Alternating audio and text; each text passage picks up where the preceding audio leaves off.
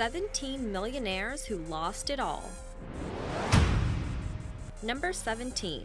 Gerald Muswagon. He became a multi-millionaire after winning $10 million on the Super 7 jackpot in 1998. After his winnings, he went on a ludicrous shopping spree that resulted in him buying a party pad mansion and several sports cars. His lifestyle consisted of partying, alcohol, drugs, and run-ins with the law. He was involved in a high-speed chase with cops after hitting a speed limit of 111 miles per hour. He was also charged with sexual assault of a 19-year-old girl. After spending every cent of his winnings, he was forced to go back to work, making minimum wage to support himself, his girlfriend, and 6 children. This resulted in him to hang himself in his parents' garage on October 2, 2005. Number 16. Callie Rogers. She's Britain's youngest person to ever win the lottery, hitting it big at just 16 years old. She vowed to spend it wisely. However, a few years later, the taste of living like the rich life got to her. She spent all her money on booze, drugs, lavish items, and underwent 2 breast implant surgeries. She spent about $380,000 on cocaine. She was so depressed with her life that she also tried committing suicide 4 times. After losing all her money, she's turned her life around and is training to become a nurse. Number 15. Sharon Tirabassi. She won $10 million in New Jersey's Powerball in 2004 and nearly has nothing left almost 12 years later. Her money went to luxury houses, fancy cars, big trips, name-brand clothes, leaving her to suffer. Now she's working a part-time job, renting a house, and riding the bus. She warns new lottery winners to manage their money wisely and that if you're not disciplined, you'll wind up broke, no matter how much money you have. Number 14. Lisa Arcand. After she won $1 million in the lottery, she thought her financial struggles were all through. She bought a new house, traveled, and even opened a restaurant. 4 years later, Lisa had to close her business due to her financial windfall of falling behind on bills and widely spending her money. She spent $3,000 on a party and enrolled her son in a Catholic school, costing $10,000 a year. She states she regrets not hiring a financial planner and that putting in money is not enough to just run a business. There goes all the energy and money she won't be getting back. Number 13. Janet Lee. She was working in a wig shop when she hit $18 million in the Illinois lottery back in 1993. Janet spent most of the money on political and philanthropic causes, which led her to dine with famous presidents, and her name honored on a reading room at the Washington University of Law. She went bankrupt a few years later. She is no longer a millionaire and has $2.5 million in debt. Number 12. Lou Eisenberg. In 1981, he won the lottery at 53 years old and was awarded $5 million.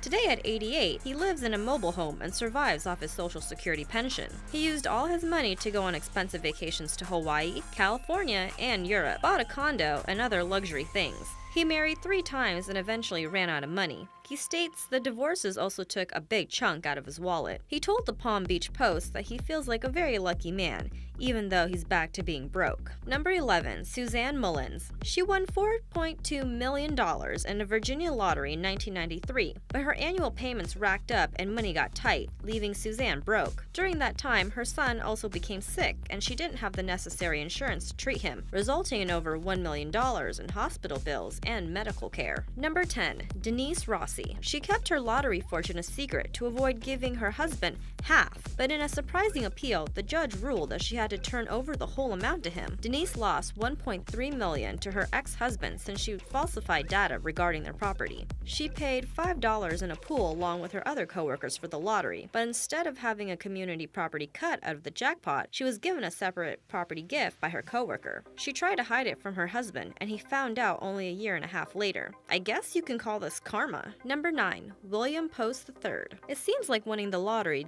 did more harm than help. He won $16.2 million in a Pennsylvania lottery in 1988 and spent $300,000 on presents, investments, houses, and a twin-engine airplane. Just a year later, his estranged brother hired a hitman to kill him and his wife so he could inherit the money. The murder attempt was not a success, and his brother was placed in jail. Later that year, his wife sued him, claiming that they had agreed to split any winnings. A judge ruled that Post owed her 1/3 of the money, despite his denial of the agreement to the deal. By then, he was over $1 million in debt and survived off food stamps. He passed away at 66 6 years old. Number 8. Jay Summers. He was only 20 years old when he won a $28.9 million jackpot, dividing it with 5 people back in 1988. His money was wasted on 5 new cars, bad deals, and shady investments. Now he's a construction worker and is a race car driver trying to be sponsored by NASCAR. He states that he's still bitter about not handling his finances and that 20-year-olds aren't sensible with their money. Number 7. Evelyn Adams. She got lucky winning the lottery twice, once in 1985 and a second time in 1986, but her lucky streak went downhill from there. Her compulsive gambling and handouts to her friends and family caused her to hit rock bottom, and she never got out. Today, every penny of her fortune is all gone, and she now lives in a trailer home. I guess money really can't buy happiness. Number 6. William Hurt. He felt like he was on top of the world, winning $3.1 million